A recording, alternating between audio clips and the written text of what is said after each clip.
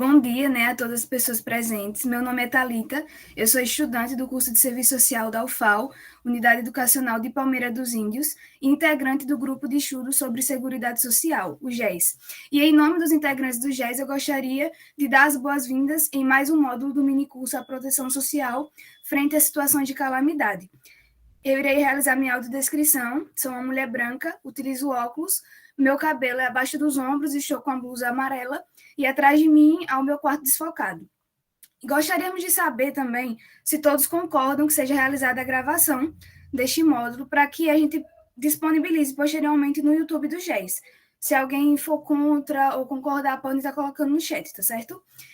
E o formulário para registro da presença ele vai ser disponibilizado após a exposição. E informamos que o certificado ele vai ser enviado após o término do minicurso para quem obtiver frequência de 75% da carga horária, que compreenderá os 4 módulos. Então, solicitamos que permaneça com o áudio desligado para que não haja nenhuma intercorrência e quem puder com a câmera aberta para a possibilidade da maior aproximação e interação entre os participantes. Ao final, as dúvidas e contribuições vão ser lidas, mas podem ser postas a qualquer momento no chat, vocês podem ficar à vontade. E após os informes, nesse momento, nós daremos início ao módulo 3 do minicurso promovido pelo Grupo de Estudos sobre Seguridade Social, que tem como temática política urbana e situação de calamidade. Para isso, convido para compor a nossa sala virtual, né, Raabe Araújo, que é assistente social efetiva da Secretaria de Assistência Social de Maceió, atuando como assessora técnica na Diretoria de Proteção Social Básica e assistente social efetiva da Secretaria de Saúde de Satuba, no Centro de Atenção Psicossocial. Ela possui mestrado em pesquisa em saúde pelo SESMAC, especialização em gestão e controle das políticas públicas pela Universidade Federal de Alagoas e graduação em serviço social pela Universidade Federal de Alagoas. Possui experiência nas áreas da saúde, com ênfase na saúde pública e na saúde mental, bem como na política de assistência social. Com isso, pode ficar à vontade, Raabe, para fazer a exposição. Fiquem à vontade também para tratar do assunto a partir do material de apoio, que também será colocado aqui no chat para vocês que não tiveram acesso ainda. E podem estar colocando suas dúvidas e contribuições, que ao final nós faremos a leitura para ampliarmos a discussão. Muito obrigada desde já pelo aceite e pelas contribuições, Raabe.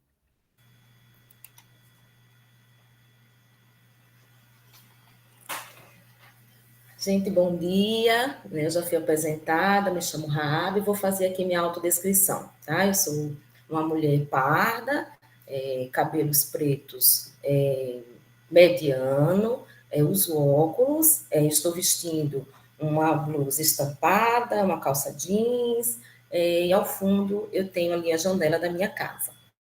Bom, feito a autodescrição, né, eu já fui apresentada, eu só queria trazer um pouquinho do meu histórico. Vocês estão me ouvindo bem? Se tiver alguma dificuldade, aí sinaliza, porque a minha internet hoje resolveu dar um pouquinho aqui de... trazer algumas dificuldades. A tecnologia, ela nos ajuda e, às vezes, ela não quer contribuir muito, né? Mas acredito que agora ela vai seguir bem. Eu tenho um histórico de trabalho junto na Secretaria de Assistência Social, né, há mais ou menos 16 anos aqui em Maceió, tá? E também tenho um histórico de trabalhar em saúde, né, em saúde mental, no interior, e também já na Secretaria de Saúde, enfim. Mas a minha expertise em calamidade pública, situação de emergências, é porque eu trabalhei por muito tempo como coordenadora técnica dos benefícios eventuais aqui na Secretaria de Assistência Social. Então, isso me trouxe alguma expertise, né, nas intervenções junto às famílias, nas situações de calamidade. E isso, a gente vai estar conversando aqui muito sobre a política urbana, mas eu vou trazer alguns exemplos práticos, né, porque é a minha expertise, e muito voltada para a CEO, né, porque a gente tem esse cuidado e essa prática, né, das ações diárias ali com as famílias, em situação de emergência e calamidades públicas, tá bom? Vou tentar aqui, ver se dá certo, colocar aqui o slide para facilitar o acompanhamento, tá? Eu peço também desculpas a vocês, eu estou um pouquinho gripada, então pode ser que em algum momento eu precise dar uma paradinha para tossir um pouco, né? Eu estou aqui com pastilha, com água, eu vou tentar fazer com que a gente siga bem, mas infelizmente o final de semana me pegou um pouquinho, tá? Mas vamos lá. Para mim é um prazer estar com vocês hoje, compartilhar um pouco dessa temática que é tão interessante, né? Ela é uma temática antiga que aí nos vem acompanhando ao longo dos anos, né? Ao longo de muitos anos, mas também é muito atual, né? Falar de calamidade pública e de emergência é algo extremamente atual, né? Basta olhar os jornais, né, as revistas, enfim, as notícias do momento, né? Então, agradecer ao grupo, no nome da Thalita, né, pelo convite e parabenizar pela discussão, tá? Então, vamos começar. O que é que eu pensei hoje para seguir a nossa conversa hoje? Em três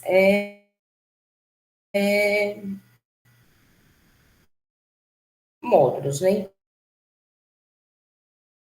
Três temáticas. Primeiro, a gente discutir um pouco do processo de urbanização, como é que ele se deu, para a gente entender um pouco das raízes da política urbana, né? De onde ela vem, como ela surgiu, né? O porquê da necessidade de se ter uma política de trabalho e desenvolvimento urbano, né? Hoje a gente vai tratar propriamente da política, né? Como é que ela está posta. Nós temos dispositivos legais, né? Hoje a Constituição e mais legislações que fundamentam a política urbana, e falar um pouco da calamidade pública, das situações de emergência, dos desastres, o que é que tudo isso tem a ver, né, com a política urbana e com esse processo de urbanização e de ocupação territorial. Bom, se estiver muito rápido também, vocês sinalizem para mim, vocês podem, por favor, então vamos lá. Então, a política urbana e a calamidade pública, né?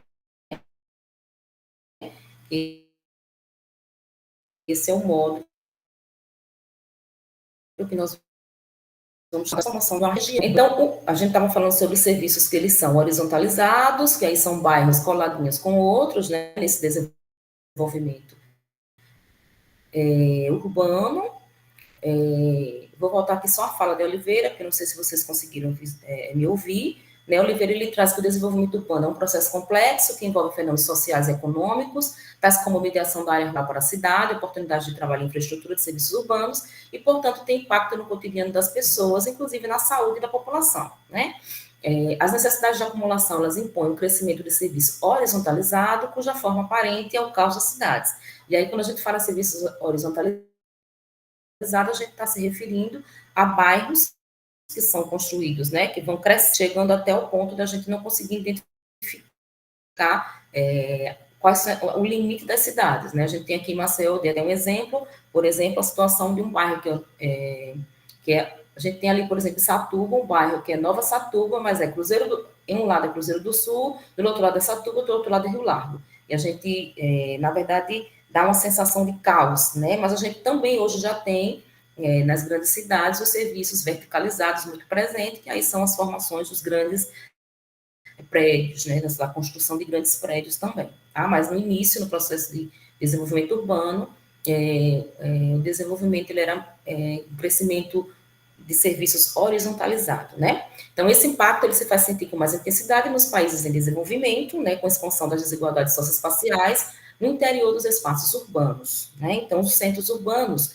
eles são frutos de uma expansão desordenada, são permeados por conflitos sociais e apresentam um quadro sanitário complexo. Sabrosa, ele vem, e outros autores, ele vem trazer para a gente essa concepção dos grandes centros urbanos, né? Dos centros urbanos, especialmente nos países em desenvolvimento, tá? Tá passando aí.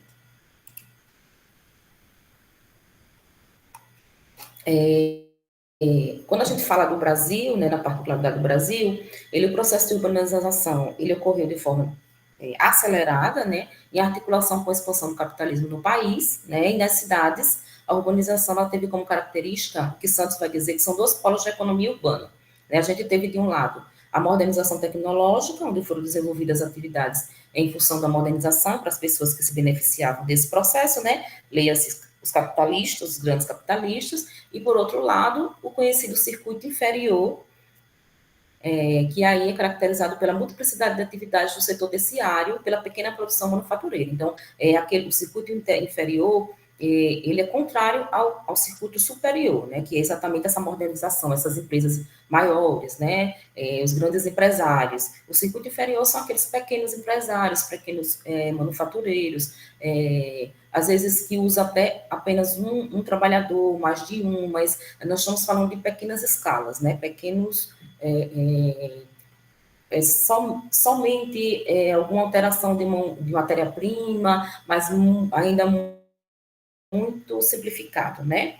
E o processo de urbanização brasileiro também ele foi consolidado no ano de 1930, e aí a gente está falando aí, né, quando a gente, de fato, né, dessa mudança, de fato, das pessoas para o urbano, né, para o meio urbano, com a industrialização, que modernizou as cidades e as relações de trabalho, onde diversas pessoas migraram do campo para a cidade em busca de oportunidades de sobrevivência, gerando um grande contingente populacional, ocasionando demanda por moradia, transporte, saúde, educação, infraestrutura, enfim, né, e outros serviços urbanos. É o que Maria para vocês, autores, tá, que falam, autores renomados, que vão trazendo conceitos e que vão trazendo significado para o processo de urbanização, para a política urbana, enfim, tá? Pode passar, por favor.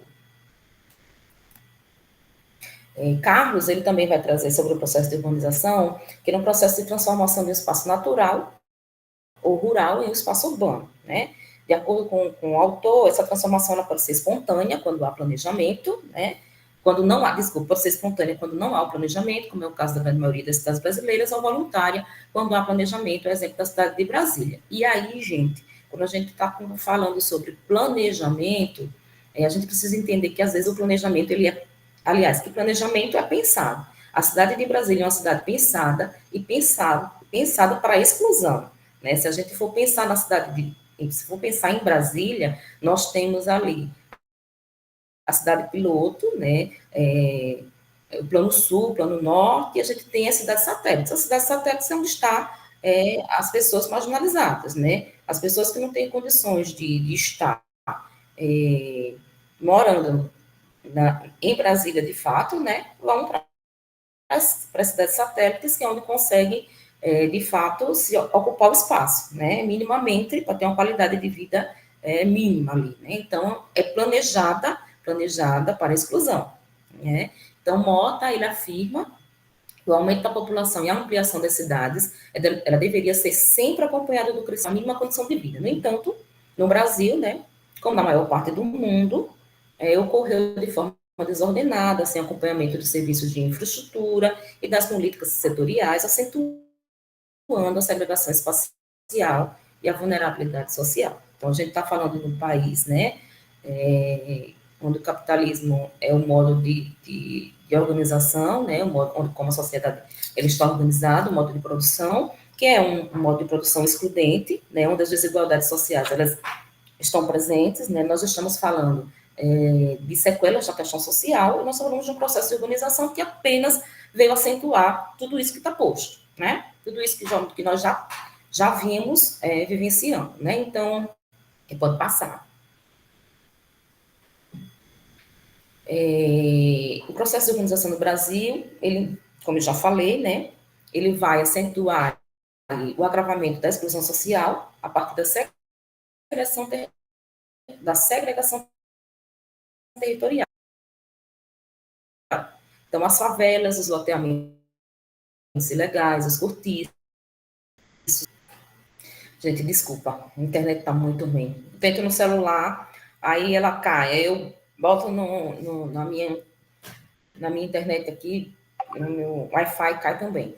Enfim, mas vamos seguir. Então, eu estava lendo aqui a citação de Maricato, né? Regiões inteiras são ocupadas ilegalmente. Ilegalidade urbanística convive com a ilegalidade na resolução dos conflitos. Não há lei, não há julgamentos formais, não há Estado.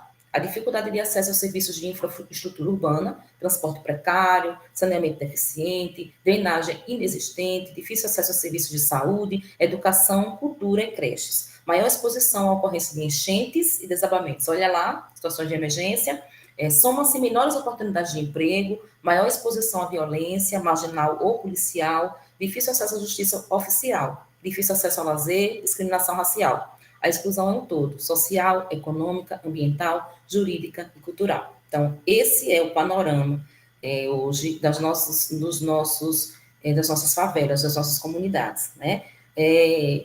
No Brasil, de uma forma geral. No Nordeste, ela ainda é mais acentuada e a gente vai ver por quê. Pode passar. Né? Então, a gente vai conversar agora um pouquinho do processo de urbanização no Nordeste, né? Na particularidade do Nordeste brasileiro, a urbanização não foi compreendida a partir da formação territorial, e a gente vê isso ali no textinho, né, do Carvalho, né, do Cícero Péricles. Então,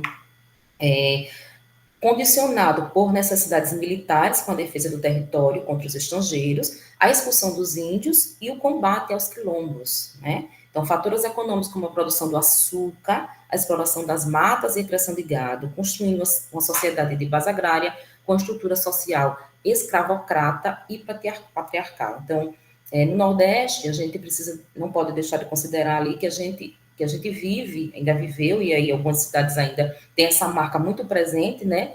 Os redutos territoriais dos coronéis e das famílias oligárquicas, né? Então, a gente vai ter aí, na nossa formação territorial, né? Uma cultura de um latifúndio muito presente, né? Famílias inteiras com muitas terras sem uso, né? E a gente vai ter aí também uma exploração da cana-de-açúcar muito presente, né?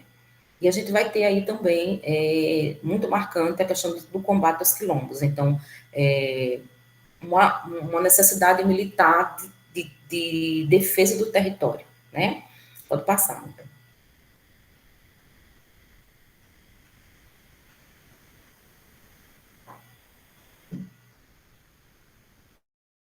Então, ainda ali em meados do século XVIII, no Nordeste, boa parte ainda não era ocupado, né?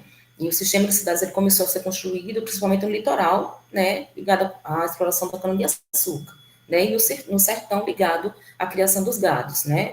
E aí a gente vê que existe a monocultura. Lopes ele vai trazer uma citação: no Nordeste brasileiro esse processo foi mais contundente, deixando marcas nos péssimos índices de distribuição de renda, de acesso à propriedade e a direitos fundamentais da cidadania. De fato, verifica-se que as regiões brasileiras, onde houve a combinação do latifúndio, da monocultura e da escravidão, as condições de pobreza associadas às más condições sociais de habitação se apresentam para a maioria da população até os dias atuais de modo mais agudo. Então, a gente vê ainda, né, como que os nossos índices, eles são muito ruins, né? E aí, porque a gente teve uma combinação da monocultura, que é a cana-de-açúcar, né? A cultura da cana-de-açúcar é muito presente, depois a gente vai ter uma evolução com o algodão, com o fumo, mas ainda muito predominante. E lá atrás, no início, né, do processo de ocupação territorial, né, e do processo de urbanização, a cana-de-açúcar muito presente, o latifúndio, né, que a gente já conversou, grandes terras na mão de pequenos latifundiários, terras inutilizadas ou utilizadas apenas com a cana-de-açúcar, e a escravidão, né, que é a base do Brasil, sobretudo do Nordeste brasileiro, né? Pode passar. Pronto, então a gente vai conversar aqui um pouquinho sobre as modificações da paisagem, né, que é importante a gente entender, inclusive, para quando a gente vai falar lá sobre as situações de emergência também, que a ocupação territorial em Alagoas, ela também foi marcada por uma modificação na paisagem na região durante a ocupação portuguesa. Então, Caatinga, Mata Atlântica, né, foram substituídas para o plantio de cana-de-açúcar e formação de engenhos, né? E também, por outro lado, houve a expansão da criação do gado, né? Aí, como eu falei, posteriormente, a plantação de fumo, algodão e mandioca. Então, o espaço alagoano ele foi construído com bases estruturais do latifúndio, da monocultura, da escravidão, né, e com o modelo agrário exportador. É muito presente também, é muito marcante também a presença da Igreja Católica, tá? Na urbanização de Alagoas. Então, Carvalho ele vai trazer uma citação, né? Muito voltada para Maceió, mas é importante para a gente mais na frente, quando for falar sobre algumas situações de calamidade pública, destacar essa citação. Maceió desenvolveu-se ao longo de uma terra arenosa, coberta por uma vegetação de influência marinha, chamada Restinga, hoje ocupada pelos bairros do Centro, Prado, Levada, Vergel do Lago, Ponta Grossa, Trapiche da Barra e Pontal da Barra, que fechou o estuário do Mundaú. Então, vão vendo aí, né, a lógica de como foi esse processo de ocupação territorial, né, transformando-se em uma laguna. Essa laguna de presença marcante na cidade é a parte baixa e afogada do rio Mundaú, o mais importante do estado de Alagoas. Então, nesse espaço urbano, banhado pelo mar e pela laguna, habita um terço da população lagoana. Né? Então, hoje a gente tem ali muito marcante a presença das enchentes, né, aqui em Maceió, né, e nessa região ali da lagoa, da orla lagunar, e a gente pode ver nitidamente, através da citação de Carvalho, a ocupação, né, territorial e a influência do homem nas mudanças, né, no território e como que isso vai também, né, afetar nas situações de desastre, de emergência, de calamidade pública, né? Pode passar.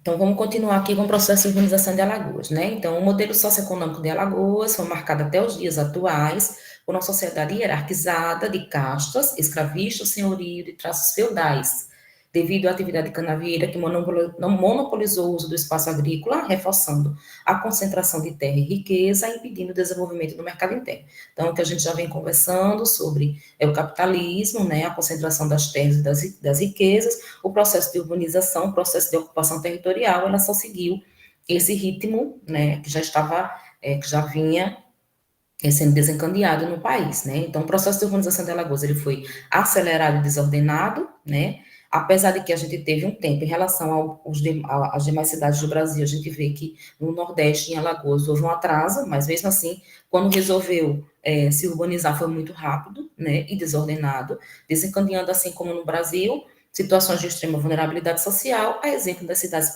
das moradias precárias. Então, a gente vê também, semelhante às demais cidades, que não houve acompanhamento de saneamento básico, infraestrutura, moradias, enfim, de políticas públicas direcionadas para o urbanismo, né, o processo de urbanização. Né? Então, no caso de Alagoas, a gente tem uma particularidade, principalmente em Maceió, né, que diferente de Rio de Janeiro, por exemplo, São Paulo, as favelas elas são em morros, em encostas, né? Você consegue visualizar. Salvador também, quem já teve a oportunidade de estar por lá, elas são visíveis aos olhos humanos, né? Aqui a gente tem as grotas, né? Então as favelas aqui em Maceió a gente tem favelas embaixo, né? Elas são escondidas e o que ainda mais agrava a situação de exclusão social, porque não está visível. Que não está visível, então, a gente exclui totalmente, né, geograficamente, Maceió tem essa característica, né, que faz diferenciar e ainda mais agravar as situações de exclusão social, né, dentro das favelas,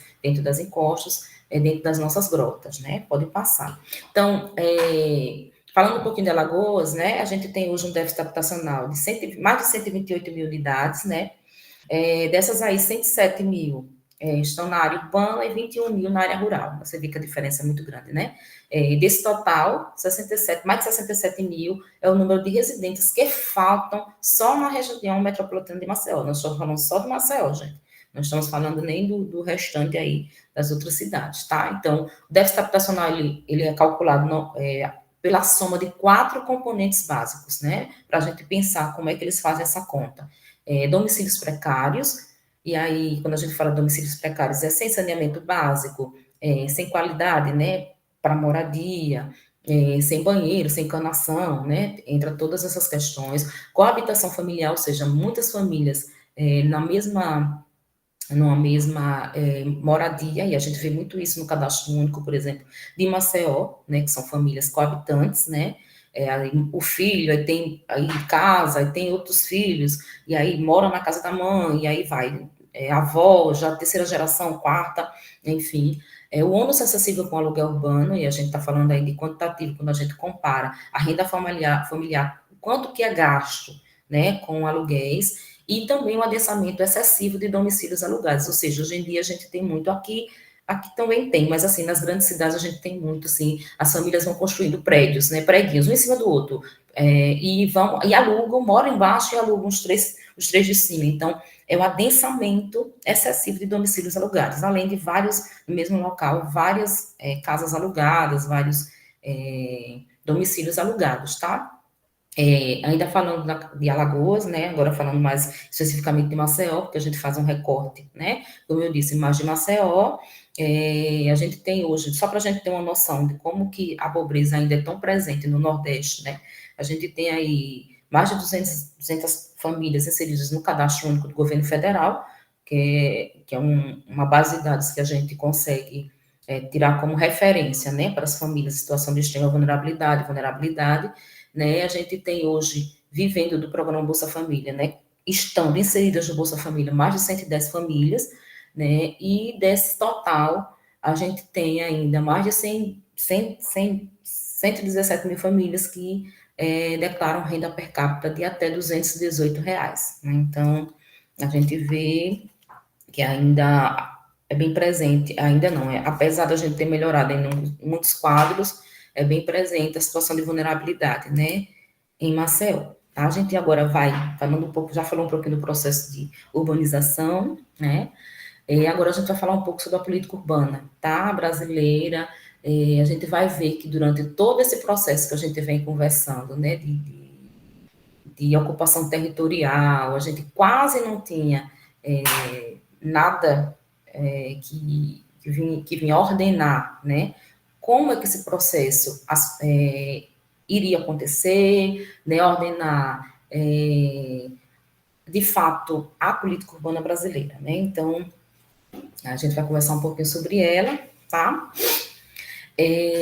Como a gente viu lá atrás, o processo de urbanização, ele foi consolidado a partir de 1930, né, a partir do processo de urbanização no país, né, mas o auge dele, de fato, foi em 1970, né, e aí, como eu falei, nesse período não existia dispositivos constitucionais, nada que orientasse o processo de desenvolvimento territorial e gestão urbana, né, apesar de alguns marcos, que tinha alguns marcos, né, poucos, mas tinha uma lei que foi aprovada, a Lei 6.766, 79, que foi regularizar ali a situação de parcelamento do solo urbano nacional, fornecendo alguns elementos para a regularização de assentamentos informais, né, mas ali muito pouco, algumas leis ambientais progressistas, umas coisinhas por ali, mas muito pouco, mas a gente não tinha nenhum dispositivo constitucional que orientasse esse processo de desenvolvimento territorial.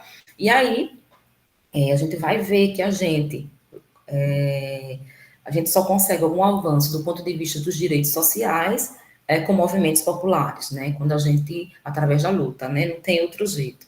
Né, e aí, a partir da Constituição de 1988, né, que é uma Constituição democrática, que aí a gente teve vários atores envolvidos nesse processo, quando a gente vai falar da saúde, a gente verifica, por exemplo, o movimento sanitário, né, que é um movimento de trabalhadores, de usuários dos serviços, que trouxe uma proposta que vai ir de encontro com aquele modelo médico, biomédico, de saúde, vai trazer uma proposta de um modelo biopsicossocial, por exemplo. Na saúde mental, a gente tem a luta antimanicomial, também uma luta de movimentos, né, para que a Constituição incorporasse outras formas de pensar a saúde mental. Então, quando a gente vai ver as políticas públicas, de uma forma geral, a gente só consegue avançar, a sociedade só avança, né, em políticas públicas, em garantias de direitos, a partir de movimento popular. A gente não consegue visualizar de outra forma. O movimento popular de atores ocupando espaços, né, e fazendo com que a gente está no movimento de luta, mesmo de classe, né, de conflitos, né, o tempo todo. Então, as políticas públicas estão nesse cenário também, assim como as políticas de uma forma geral, elas estão nesse cenário, né? Então, o Movimento Popular da Reforma Urbana, né, ele vai trazer uma emenda popular de reforma urbana, né, que vai ser um marco, né, para a mudança, para a alteração e para a incorporação na Constituição de 1988 da política urbana brasileira, né? Então, ali ele tinha algumas propostas, né? Ele foi formado por mais de 100 mil organizações sociais e indivíduos, né? Para você ter ideia, é um movimento enorme para conseguir um impacto, né? Um marco da política urbana, e aí ele vai ter algumas questões que vão nessa emenda popular, né? A autonomia do governo municipal é uma, ou seja, o entendimento de que o município é quem pode gerenciar a política urbana, né? Não tem como ser do governo federal para os municípios, de cima para baixo. A gestão democrática das cidades, né? Ou seja, participação popular, né, na gestão das cidades, o direito social à moradia, que é um direito que não foi implantado na Constituição de imediato, né, ele foi implantado posteriormente, tá? O direito à regularização de assentamentos informais consolidados, a função social da propriedade urbana, e aí quando a gente fala de função social da propriedade urbana, a gente está falando que essa propriedade, apesar de ser um bem individual, né, ou pertencente a uma empresa, enfim, ela precisa cumprir sua função social, né, e aí ela precisa ser guiada por diversas legislações que o meu privado, ele não pode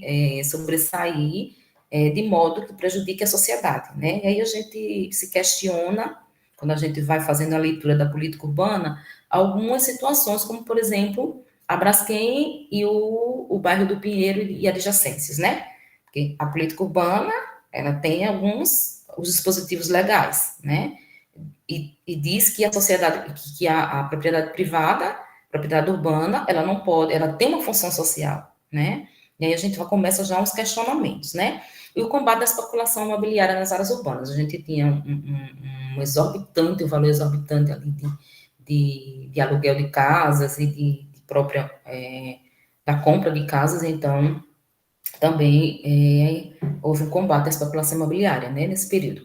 Então, a emenda popular, ela vai trazer algumas aprovações, né, desculpe, além dessa emenda, né, do movimento social, a gente também teve outra emenda popular, né, que vai também aprovar o direito ao meio ambiente equilibrado. Isso aí fez uma casadinha muito interessante, né, uma casadinha bem interessante da política urbana. Fernandes, ele vai trazer uma citação bem interessante, né, sobre essas emendas populares, né, ele vai dizer que quase todas as reivindicações sociais encaminhadas através da emenda popular da reforma urbana foram aprovadas em alguma medida na Constituição Federal. O direito à regularização de assentamentos informais consolidados foi promovido por meio da aprovação de novos instrumentos jurídicos que visavam viabilizar os programas de regularização fundiária, no que diz respeito tanto aos assentamentos em terras privadas, né, a questão do uso capião, quanto aos assentamentos em terras públicas, que é o conceito de direito real de uso, né, a necessidade de combater a especulação imobiliária foi explicitamente reconhecida e novos instrumentos jurídicos foram criados com esse propósito, a saber, parcelamento, utilização, edificação compulsórios, impostos predial, território progressivo no tempo e desapropriação através de sanção, né? Então, o período de gestão democrática das cidades foi plenamente endossado na Constituição Federal de 1988, por meio de uma série de instrumentos jurídicos políticos que tinham por objetivo ampliar as condições de participação direta no processo decisório mais amplo. Então, assim, foi um marco, né, a partir da Constituição, para a política urbana brasileira, que a gente não tinha nada, ou tinha muito pouco, e a gente passou a ter uma série de dispositivo legal que vai fundamentar esse desenvolvimento urbano, nessa prática. E aí aqui tem a Constituição com alguns dos seus ali, só para vocês tomarem ciência que está ali no artigo 188, mas 182, desculpe, mas eu não vou nem me adentrar nesse detalhe, tá? Mas a gente tem aqui, na Constituição de 1988, algo que é marcante é o plano diretor, tá? O plano diretor, a gente vai falar mais um pouquinho sobre ele mais à frente, tá certo? Mas ele vem direcionar todo o ordenamento da cidade, né? Na verdade, o plano diretor, a gente vai discutir a cidade que queremos, tá? Então, deixa eu passar aqui. Aqui ainda sobre a política urbana na Constituição Federal, mas eu também não vou me deter, vou passar aqui, tá? Então, na década de 1990, A gente vem depois de um período ditatorial, então foi marcada por disputas políticas, um cenário marcado por várias discussões sobre o programa de regularização fundiária, sobre as conferências das cidades, né, e sobre outros tantos marcos ligados à política urbana, né? Então, a gente já tinha ali um dispositivo dentro da Constituição, mas a gente não tinha uma lei que regulamentasse o que a Constituição, o que estava posto na Constituição sobre a política urbana. E aí, mais uma vez, o Movimento Nacional de Reforma Urbana, né, ele vai criar o Fórum Nacional de Reforma Urbana em 1990.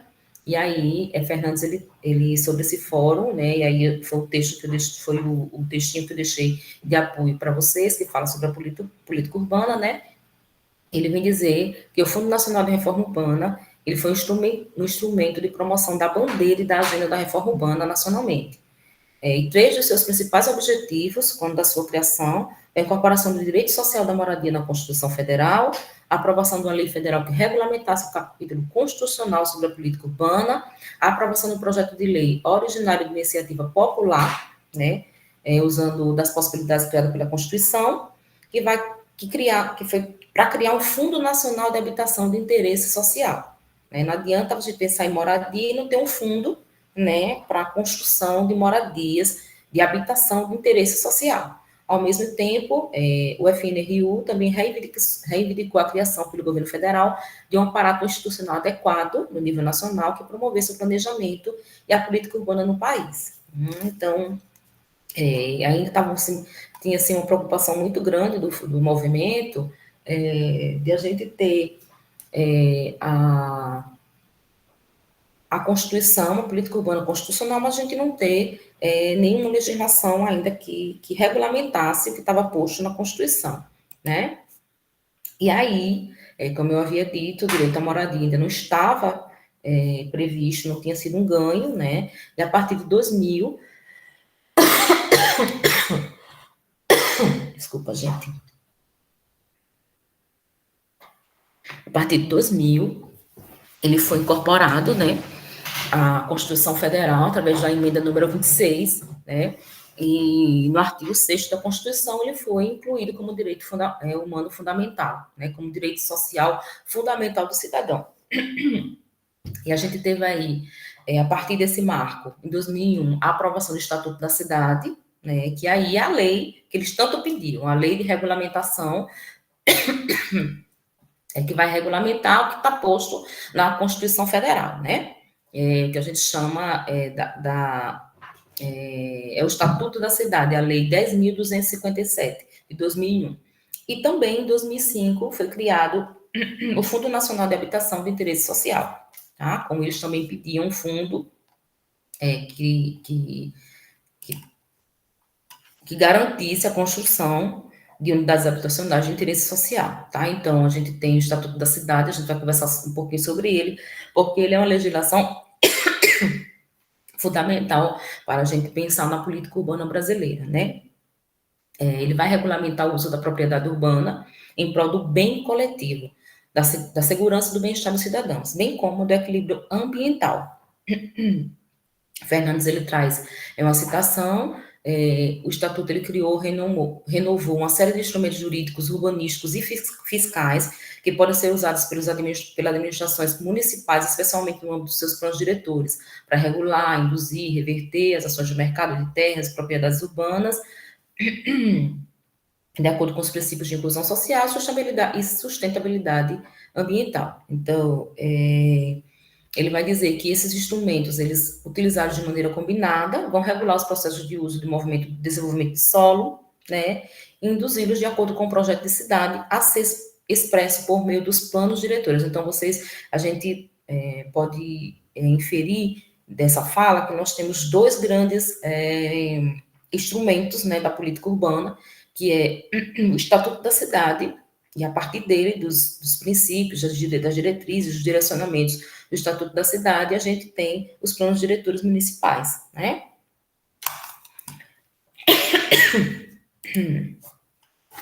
Então, o que é que essa lei, o Estatuto da Cidade, ele vai dizer? Que os municípios com mais de 20 mil habitantes, eles vão tem um prazo de 5 anos para formular e aprovar os seus planos diretores. Então, não os municípios com esse quantitativo de habitantes não podem mais desenvolver, continuar um desenvolvimento urbano, né, sem ter um plano diretor aprovado pela Câmara, tá? E aí, em 2003, um outro marco foi a criação do Ministério das Cidades, né? O Ministério das Cidades ele vai fazer uma articulação, foi criada uma secretaria executiva, né, que foi coordenado por 4 secretarias: Habitação, Saneamento Ambiental, Transporte, Mobilidade e Programas Urbanos. Então, as ações dessas 4 secretarias, elas foram, a partir do Ministério das Cidades, articuladas, se contrapondo às ações isoladas e sem recurso do governo, né? Foi um marco muito grande, porque elas começaram a se conversar, né? Havia uma articulação.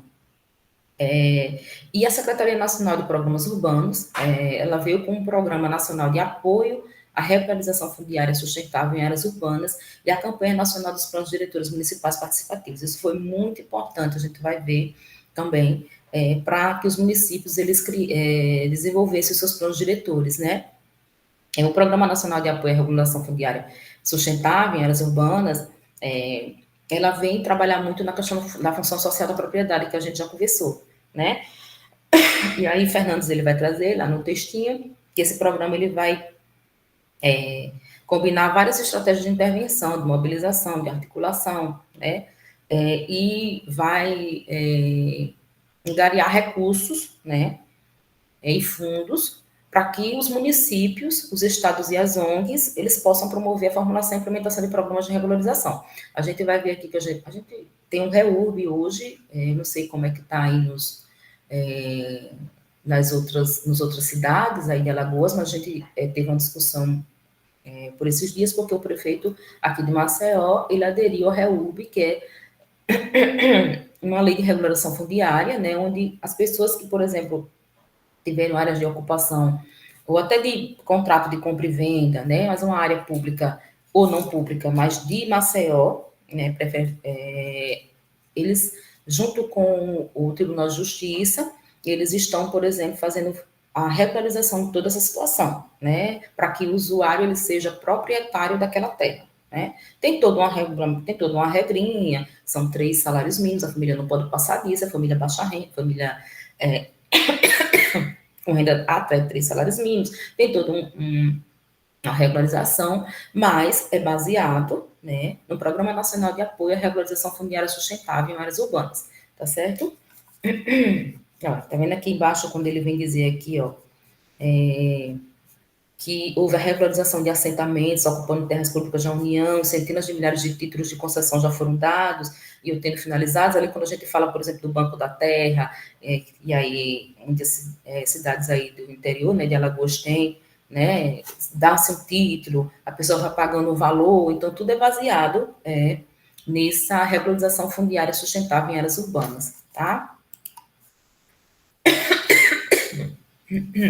E a campanha nacional dos planos diretores municipais participativos também foi muito importante, porque aí ela tinha como objetivo capacitar tecnicamente com recursos financeiros e administrativos municípios para a constituição de planos diretores. Então, eles pegaram um banco de todas as experiências, né, organizaram materiais de mais de 700 experiências também, e aí em rede virtual foi disseminando as informações e as experiências em seminários de todos os tipos, né, com organizações locais.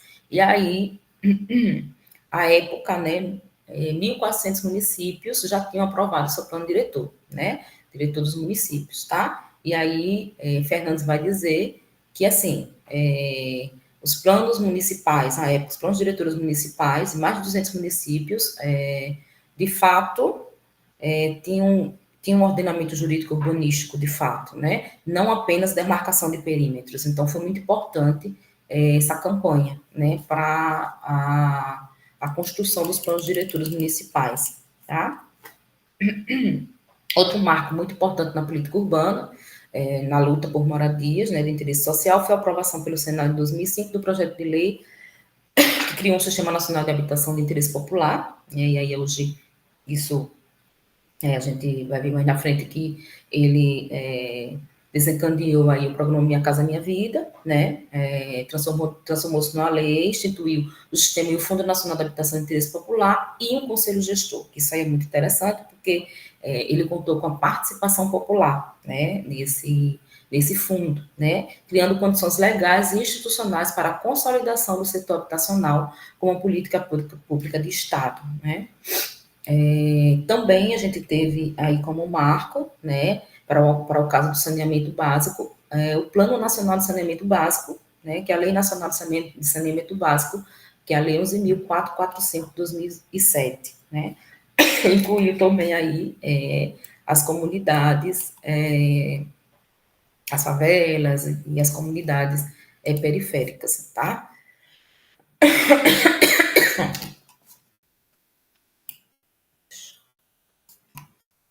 O Plano Nacional de Saneamento Básico, ele teve algumas metas e algumas previsões, tá? Mas aí eu não vou trazer com muitos detalhes, não, mas é importante, e a gente pensa, quando a gente fala em plano de saneamento, a gente pensa apenas em infraestrutura, né? E aí esse plano, ele não traça apenas metas e provisões de infraestrutura. É interessante que ele define objetivos e metas nacionais, né, pensando também, né, no saneamento de áreas urbanas e rurais, mas com uma outra conotação, né, a conotação de superação das desigualdades, inclusão social, por meio da universalização do saneamento básico. Veja que interessante. Ele pensa em abastecimento de água potável, de esgotamento sanitário, manejamento de resíduos sólidos e manejamento de águas pluviais, né, garantindo independência de classe social e capacidade de pagamento, né. Vejam bem que quando a gente vai pensar aí nas nossas políticas, né, de saneamento, né, na nossa água, né, quando a gente vai pensar aí como é que está o saneamento lá naquele território periférico, né, pensando na qualidade, na integralidade, na continuidade, na inclusão social e ainda contribuindo para superar as diferentes formas de desigualdades sociais e regionais, em especial as desigualdades de gênero e étnico-racial. Cumprimento de metas no sentido de reduzir a metade até 2015 o número de pessoas sem acesso ao abastecimento de água e ao esgotamento sanitário. Então, esse foi o plano de saneamento básico à época, tá? E aí a gente está falando de 2007, de redução até 2015, né? E baseado aí na inclusão social, na qualidade, né? Diminuir a desigualdade de gênero, étnico-racial, enfim, nessa perspectiva, tá? Aqui eu trouxe um apanhado para a gente das leis, né? De dispositivos legais que nós temos na política urbana, tá? E aí a gente tem várias legislações, a gente tem, em primeiro lugar, a nossa Constituição Brasileira, né, de 1988, mas a gente tem o Estatuto da Cidade, a Lei de Parcelamento de Solo, e não dá para a gente falar sobre todas elas, eu nem tenho domínio para falar. Mas a gente hoje tem um arcabouço jurídico que nos embasa, né, a política urbana brasileira, né? O serviço social, né? Já que a gente está aqui num grupo de estudo, né? E a gente tem vinculado ao serviço social, a gente tem muito pouco, a gente trabalha muito pouco com a política urbana, que é uma política que ela não, a gente não precisa de intervenção diretamente, né, os usuários dessa política, então a gente trabalha pouco, a gente estuda muito pouco sobre ela, né, mas ela perpassa as demais políticas, né. A política urbana, ela perpassa todas as outras políticas, a política de saúde, a política da educação, a política da assistência, a própria política de previdência. Então, é importante a gente conhecer esse arcabouço jurídico, né? E se for o caso, se debruçar mais sobre um ou outro, né? Mas aí está a lei sobre o Sistema Nacional de Saneamento Básico, a Política Nacional de Resíduos Solos, Plano Nacional de Gerenciamento Costeiro, aí a gente tem um programa que institui o programa Minha Casa Minha Vida, o Estatuto da Metrópole, que é uma lei federal, e vários outros, e tem também a REURB, tá? Vou passar aqui. E aí, a gente, vamos pensar aqui,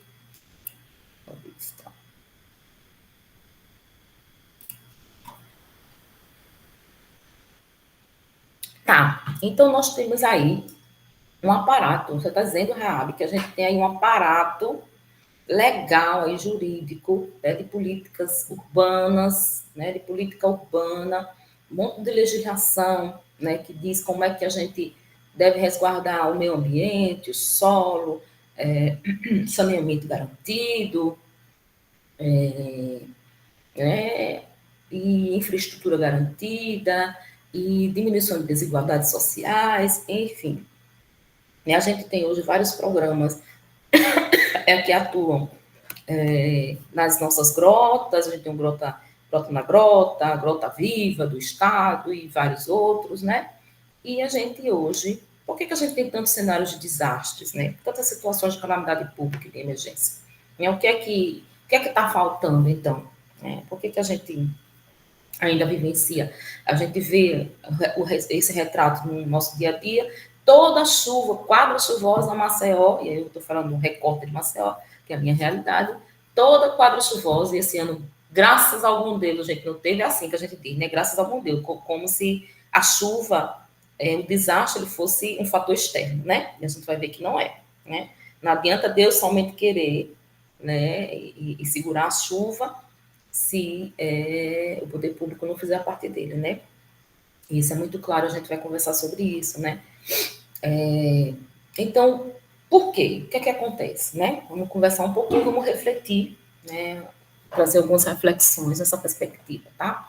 A gente já viu aí o processo de urbanização, a gente já viu aí a política urbana, então vamos falar um pouco das situações de calamidade pública e de emergência, tá? Então, o que é que são os desastres, né? E aí eu vou trazer aqui alguns autores que falam sobre o desastre, tá?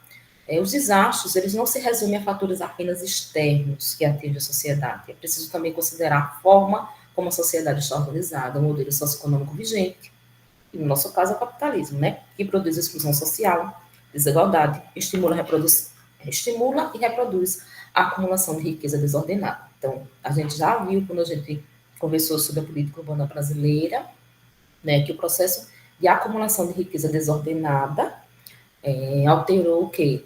Alterou o solo, alterou a caatinga, alterou a nossa geografia, né?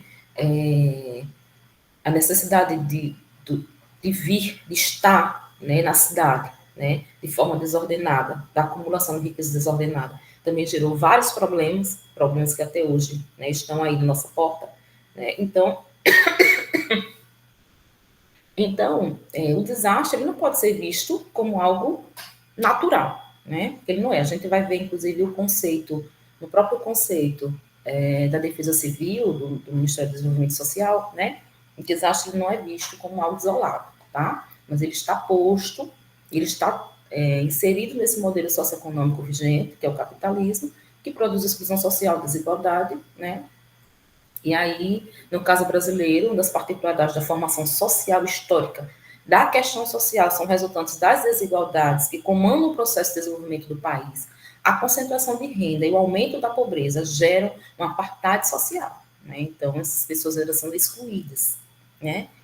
E uma ampliação da distribuição territorial das desigualdades. E aí, Yamamoto Salamanda, né? Citando Yamamoto, né? Todo esse processo de desdobramento no agravamento da questão social. Então, a gente não fala de desastre, não fala de situações de calamidade pública e de emergência sem contextualizar, né?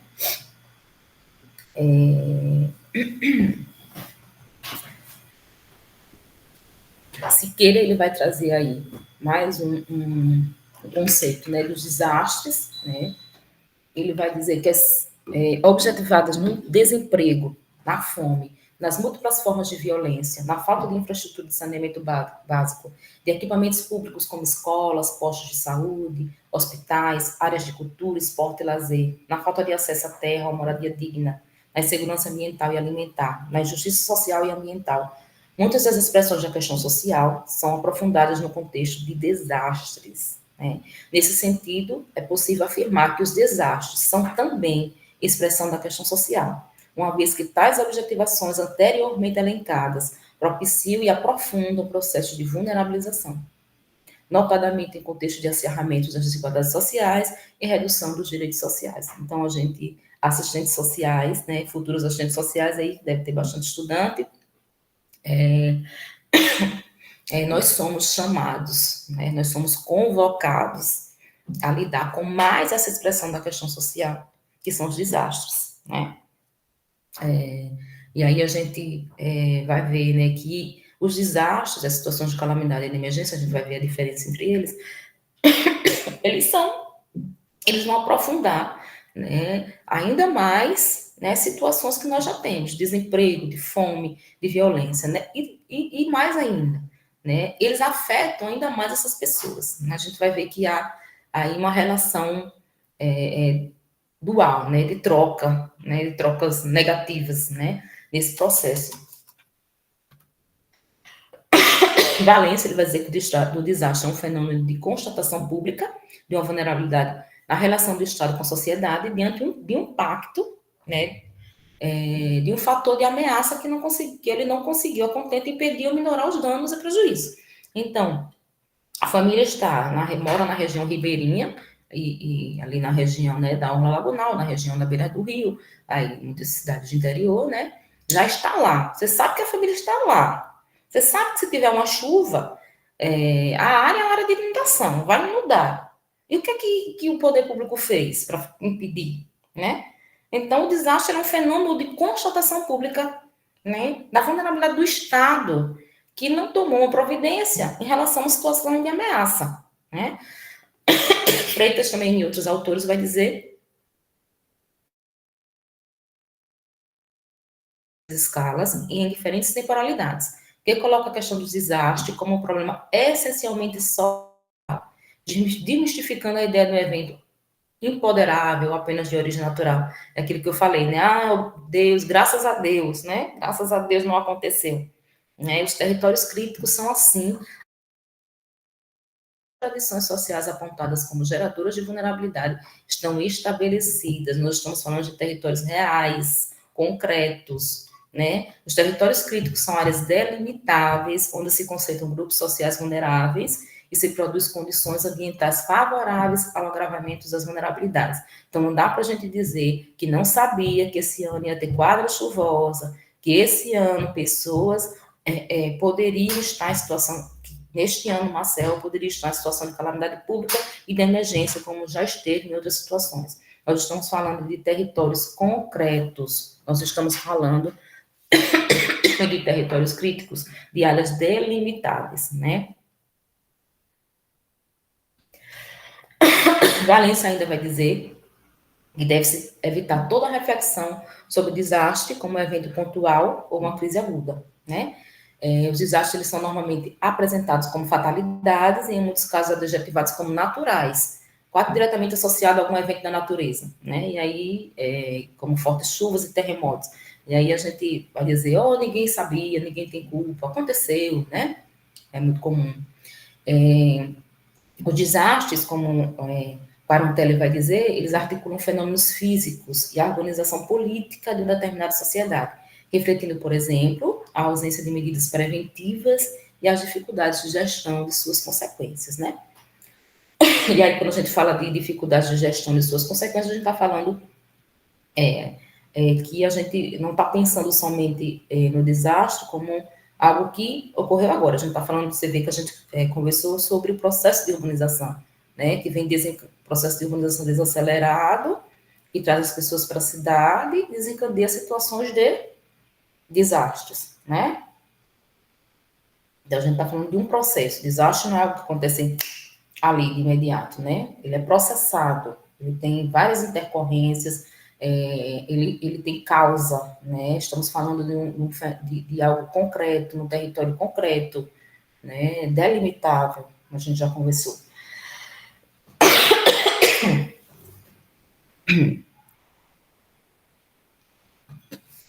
E aí, eu não vou me alongar muito com vocês conversando sobre as situações de emergência e de calamidade pública, porque, se não me engano, vocês na próxima módulo vão trabalhar situações de calamidade, né, o pós da calamidade, não é isso? Então, vocês devem conversar um pouco sobre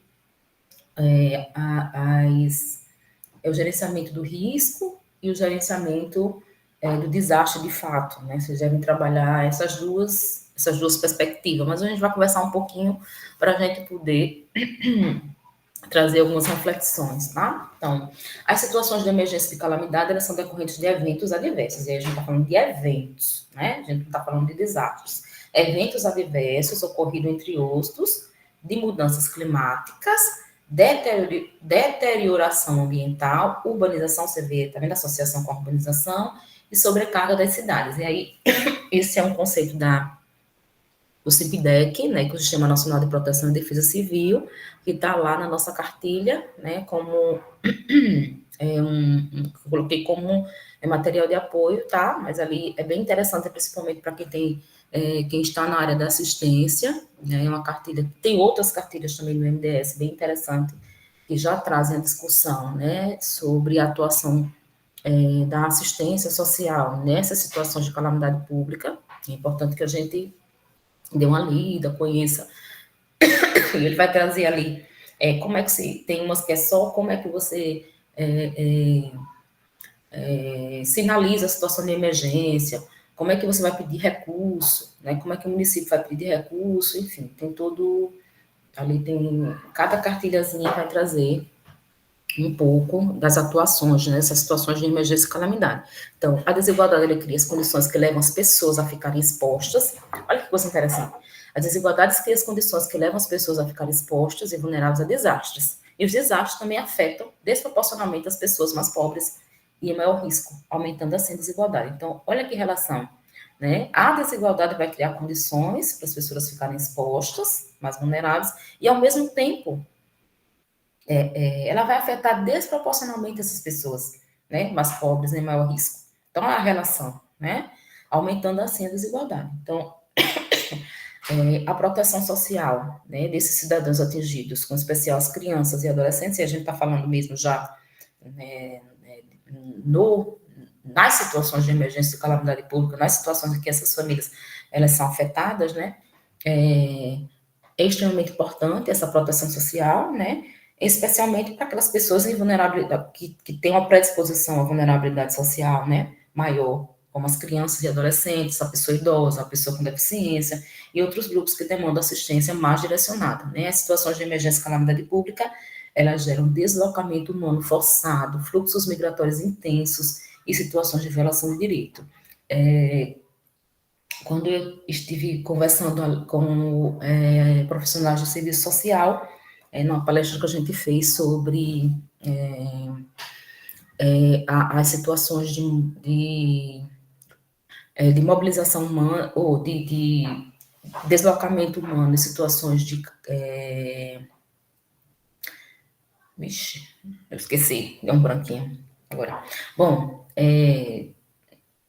que a justiça determina, a remoção de pessoas, determinações judiciais e também situações de reintegração de posse, desculpa, as situações de reintegração de posse, a gente esteve conversando sobre as situações de violação de direitos, né? Como que nesses casos a gente tem a violação de direitos, né? Mesmo nas situações de calamidade pública, né? Tem uma calamidade pública, uma situação de emergência, a família precisa ser removida, e aí chama logo assistência social, né? Os assistentes sociais, eles são os profissionais aí de primeira mão que se pensam, né? Nessas situações. E aí a gente é chamado para muitas coisas, né? Inclusive para atuar ali, convencimento de famílias, né? E a gente a sair do ambiente, né? Como se a gente tivesse o poder de convencimento, como se a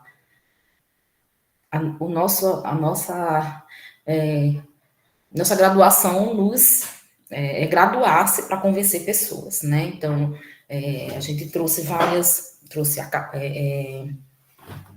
elementos, né, para a gente trabalhar nessas situações, inclusive, o que é que não é nosso, o que é que não podemos fazer, como é que a gente pode se posicionar, né, nessas situações, que, de fato, sempre envolve violação de direitos, né, o direito à privacidade, o direito à moradia, né, quando a pessoa é removida de sua casa, enfim, então são situações de fluxos migratórios intensos, né, e de situações de extrema vulnerabilidade social decorrentes das situações de emergência e calamidade. Então, o Simpdec, né, que é exatamente o sistema ali da Defesa Civil, né, de proteção da Defesa Civil, ele faz algumas diferenças aí entre o evento adverso, o desastre, a situação de calamidade pública, a situação de emergência. Ele vai dizer que um evento adverso é uma ocorrência desfavorável, prejudicial ou imprópria, que acarreta danos e prejuízos, né, constituindo-se no fenômeno causador do desastre. É o fenômeno, tá? Chuva, seca, tornado, queimadas, incêndio, vazamento de substâncias, né, química, entre outros, né? É um conceito, tá, do Sistema Nacional, tá, gente? E as populações mais vulneráveis, elas vão estar mais expostas e, portanto, as que mais sofrem esses danos, né? Esse evento, ele pode ser aleatório, o desastre, não. Olha a diferença, né? Pode ter uma chuva e aconteceu ali, esporadicamente, Maceió tem muitas situações em que a gente passa a quadra chuvosa todinha. A gente não teve um dano grande de quadra chuvosa esse ano, por exemplo. Mas a Defesa Civil está atuando junto com as meninas ali do UDAS, que é o antigo CASA, dos benefícios eventuais, está atendendo famílias que teve deslizamento aí, né, decorrente de chuvas, pequenas chuvas, um evento, um adverso. Né? Por quê? Porque as pessoas estão em áreas de vulnerabilidade, né? E se estão em áreas de vulnerabilidade, essas pessoas são expostas, nesse período mais ainda, a situações de deslizamento e precisam ser retiradas da sua casa. Então, o tempo todo Maceió está atuando junto com a Defesa Civil, mas a gente não está falando de um desastre ainda, é uma situação de emergência e de calamidade pública. Então, o que é um desastre para eles? É um resultado de eventos adversos, a gente já viu, né, do ponto de vista dos autores, o que é esse desastre, que ele não pode ser visto como nada isolado, né? Mas para a Sindec é um resultado de eventos adversos, naturais ou provocado pelo homem sobre um ecossistema vulnerável, causando danos humanos, materiais ou ambientais e, consequentemente, prejuízos econômicos e sociais. Tá? Mas sempre vinculando esse desastre ao que a gente já conversou, né? Que o desastre ele é vinculado a uma forma como a sociedade está organizada, né? Ele é uma das expressões da questão social, né? Enfim. E eu estou finalizando, tá, gente? Vai dar 11 horas, estou indo para o finalzinho para a gente ir para as discussões, tá? A situação de emergência é uma situação anormal provocada por desastres, né, causando danos e prejuízos que implicam comprometimento parcial da capacidade de resposta do poder público do ente atingido. Então, a situação de emergência é um pouquinho menor do que a calamidade pública, né, quando a gente vai pensar em proporcionalidade, né, de capacidade de resposta do poder público. A calamidade pública, por sua vez, ele vai implicar um comprometimento mais substancial da capacidade de resposta do poder público, mas nas cartilhas ele traz bem bonitinho a diferença da emergência e da calamidade pública, a proporção de pessoas, né, enfim.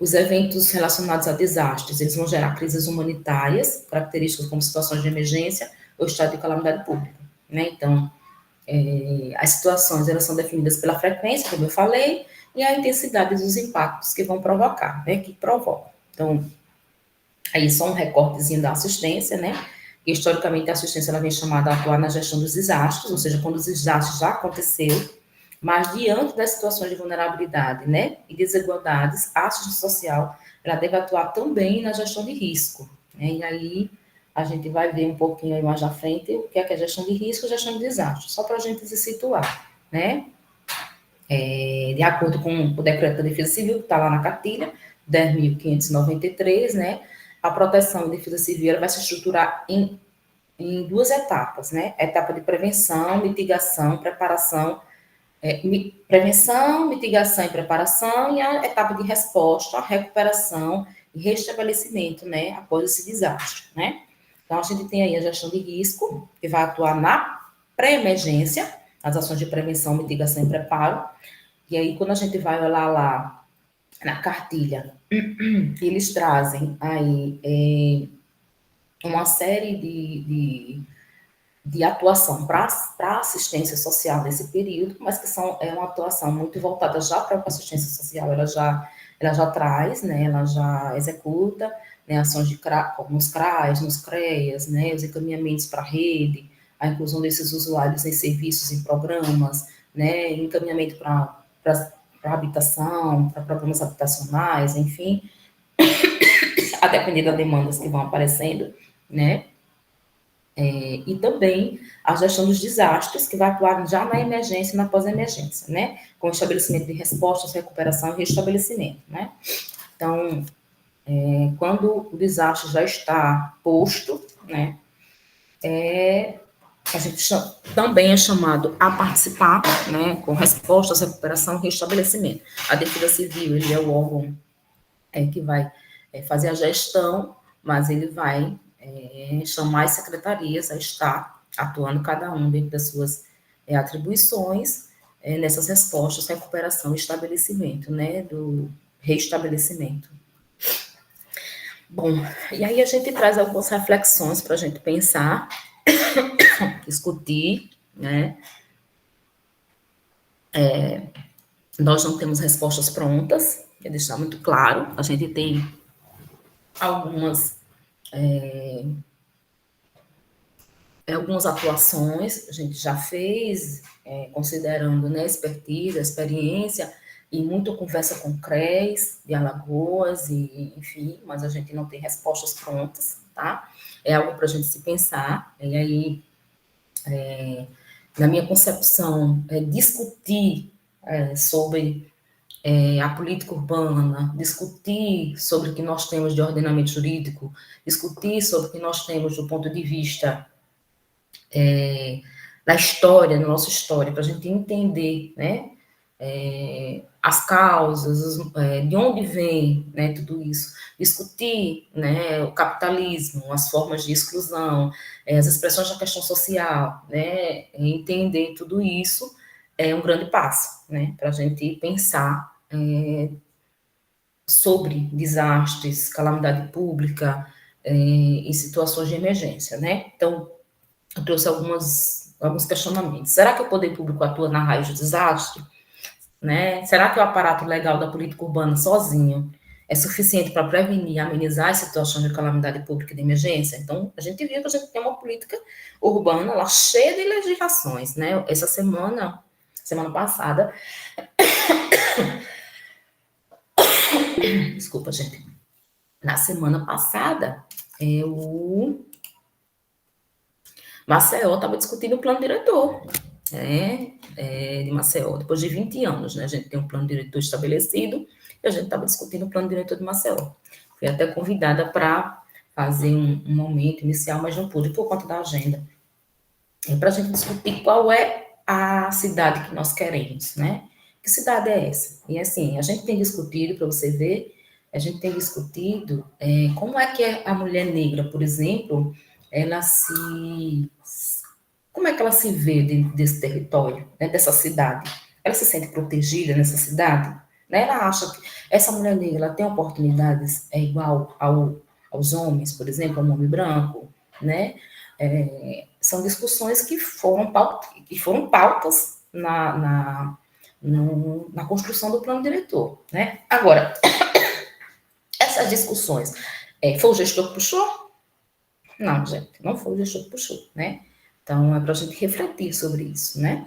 Qual o papel da sociedade, dos movimentos sociais, da classe intelectual, dos agentes públicos, das lideranças públicas, políticas e sociais, né, nesse processo, né, na efetivação da política urbana dos direitos sociais. A gente viu que a política urbana, como as demais políticas públicas, elas foram frutos do movimento, né, de luta de várias organizações sociais, de vários movimentos sociais, né. Então, para a efetivação dessa política, né, onde é que estamos nós, os intelectuais, né, onde é que está hoje, onde estão os agentes públicos? Nós também estamos me colocando nessa reflexão, né, como parte dessa reflexão. As lideranças políticas, que são vinculadas a um projeto societário, né, de uma sociedade igualitária, justa, né, que prima pela justiça social, né, democrática, né. Quais são as políticas integradas? né? Elas estão integradas para atuar na previsão de desastre? Nós temos essa integração? De fato, nós atuamos na gestão de riscos, ou a gente atua na gestão dos desastres, né? Quando já está posto, né? E aí eu trouxe uma citação aí de Nogueira, né, e outros autores, que ele traz que a construção de uma gestão pública participativa e democrática é imprescindível no contexto que abrange os desastres. Né? É preciso que a sociedade, principalmente a população que reside em áreas de riscos, seja ouvida e que suas necessidades sejam prioritárias no planejamento municipal. Então, o papel da sociedade civil e das populações afetadas é, portanto, de fundamental importância para o êxito de uma política de gestão de riscos de desastres. Né? Não tem como a gente fazer. Desculpa. Não tem como a gente fazer uma intervenção junto com a população em situação de risco, né, de desastres, se a gente não ouvi-los, a gente não entender as suas demandas. Né? Então, hoje a gestão a gente tem, por exemplo, os programas de Minha Casa Minha Vida. Em Maceió a gente tem bastante, né? Tem tido bastante, teve bastante entregas. Mas a gente se pergunta, né? Onde é que essas unidades habitacionais elas estão sendo construídas, né? Por que a gente tem tanta evasão? Por que esses usuários eles vendem a casa, vão embora, voltam para aquele local de risco, né? A gente já viu que eles vão para lá, né, por conta de uma situação de lá atrás, né, da ocupação territorial, porque eles não têm uma moradia, não tem onde se estabelecer, né, uma moradia de qualidade. Isso a gente já viu através do processo de urbanização, né? Mas a gente já viu que tem a política pública, uma política urbana voltada para melhorar, né, esses assentamentos ou esses centros urbanos, né, essa cidade, né? Mas essas pessoas elas estão sendo ouvidas, né? Elas estão ocupando os espaços de participação popular, de fato, né? E foi um dos questionamentos quando a gente estava conversando também sobre as situações de calamidade, sobre as situações de remoção, né, de famílias e de reintegração de posse. O que é que a gente pode fazer, né? O que é que a gente se sente de mãos atadas, né? Nós, porque toda hora chuvosa tem chuva e a gente só vai atuar nos desastres. O que é que nós podemos fazer? Né? E nos trouxe, e a mim ficou a inquietação e a reflexão, né, acerca disso, da importância dessas pessoas serem ouvidas, para a gente trazer, de fato, intervenções concretas, né, que não de cima para baixo, mas dialogadas, participativas, né, de fato, né. Santos também ele vai trazer uma reflexão, né, que atualmente pode-se considerar que os desastres socioambientais constituem-se como ameaças à vida social, especialmente as populações que vivenciam a exclusão socioespacial e a econômica, que são majoritariamente as mais afetadas nesse contexto. Ou seja, as pessoas em vulnerabilidade social, né, são as que mais vivenciam situações de desastre, né. Por isso, o risco de desastre deve ser pensado e gestado por um conjunto de políticas públicas e instituições, e não apenas pela defesa civil. A proteção social deve ultrapassar o atendimento humano, sozinho, individual, né, buscando uma visão transdisciplinar que possa incorporar a prevenção aos riscos em todos os aspectos da vida social. Então, educação, saúde, assistência, previdência, né? A gente não faz proteção social sozinha, não tem como fazer, né? É impossível. Eu vou sempre encontrar uma limitação na minha política, né? Que vai depender da política de outras pessoas, né? Outras políticas, na verdade. Então, no campo da disputa política, a sociedade precisa ocupar os espaços estratégicos de participação e controle social, contribuído com a efetivação da cidade que queremos, né? Então, na discussão aqui de Marcelo do plano diretor, a gente tinha pouquíssimas pessoas participando, né? Apesar de que é importante a gente deixar muito claro que, assim, por exemplo, foi discutir o plano diretor, mas foi tudo, como sempre, acima da hora, aquele corre até para convidar pessoas para a gente mobilizar, a gente precisa de tempo, né? Então, a gente sabe que são as disputas políticas mesmo, né? Isso é estratégico, né? Enfim, então, na verdade, o poder público precisa proporcionar as condições para que as pessoas participem. Está previsto na política urbana, gente. Está previsto, né? A gente não está falando de aleatório, um desejo meu. Isso foi fruto do movimento social. Lógico que a gente sabe que o quê? Entre o que está na legislação, né, o que a gente tem de fato, existe um distanciamento, e aí eu quero deixar muito claro aqui que esse distanciamento não é um distanciamento fatídico. Já que tem um distanciamento, então a gente vai fazer o quê? Vamos aproximar, né? Vamos fazer essa aproximação. Eu acho que os técnicos, por exemplo, que estavam lá, eles trouxeram uma discussão muito interessante, apesar de ser um quantitativo não muito grande de pessoas, mas a gente já conseguiu, quem está lá conseguiu discutir intervenções importantes para a sociedade, para a cidade que nós queremos, né? Para essa cidade com a diminuição da desigualdade social, né, minimamente buscando a justiça social, né? Então, eu penso que a ocupação dos espaços estratégicos ele é extremamente importante. E aí, nesse sentido, é por isso que eu me coloco sempre à disposição, por exemplo, para participar dessas discussões, né? Porque eu acho que, de alguma forma, a gente contribui com a troca, né? E a gente precisa ocupar esse espaço. Os técnicos, os intelectuais, a gente precisa ocupar os espaços, né? Então, assim, como eu já havia dito, eu estou finalizando a minha fala, para a gente ir um pouquinho para o debate, né? E se vocês quiserem a gente pensar em algumas intervenções mais práticas também, né? Mas eu vou finalizar com o que eu já disse, não se faz proteção social sozinho, né? A gente falou aqui da política urbana, mas quando a gente fala de situações de emergência, de calamidade pública, desastres, que é um recorte, na verdade, que a gente está trazendo, mas quando a gente fala das sequelas da questão social, né? Não dá para a gente trabalhar isso só, né? A política, mas quem faz proteção social é a Diretoria de Proteção Social Básica, são os CRAs, né? E os CRAs, os programas da básica, não faz, né? O CRAS vai se deparar com a família, em acompanhamento PAIF, né? Os profissionais de CRAS, e aí no acompanhamento PAIF, quando ele vai fazer a proteção daquela família, ele vai identificar que aquela família precisa da educação, que tem uma criança lá que não tem creche, que a mãe não pode trabalhar porque não tem com que deixar essa criança, ela vai identificar que tem uma situação do idoso, né, que ainda não acessou a saúde, que tem um problema de saúde, mas que não consegue acessar, ele vai identificar que tem um idoso que não tem um benefício, então precisa, né, fazer os devidos encaminhamentos, enfim, ele vai identificando várias situações que não são da política de assistência, né, mas que ele vai precisar acionar para fazer a proteção social, né, daquela família.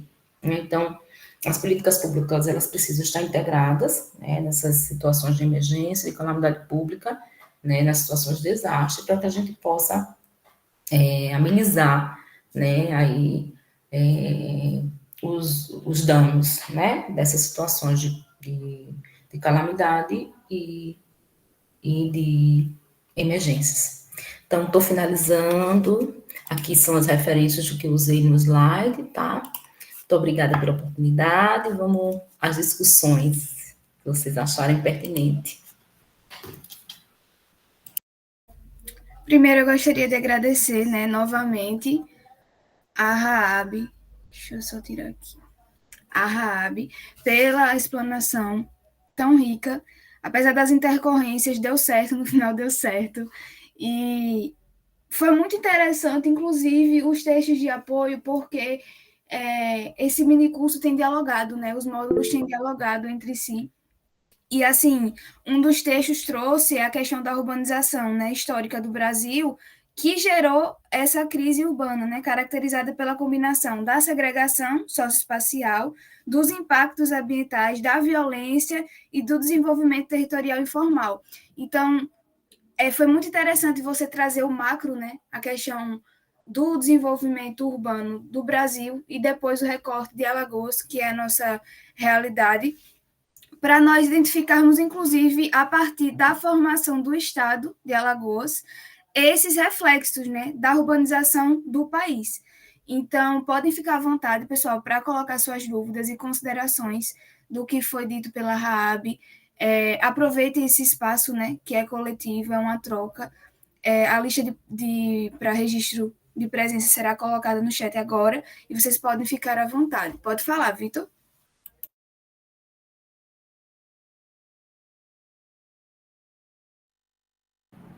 Pessoal, bom dia.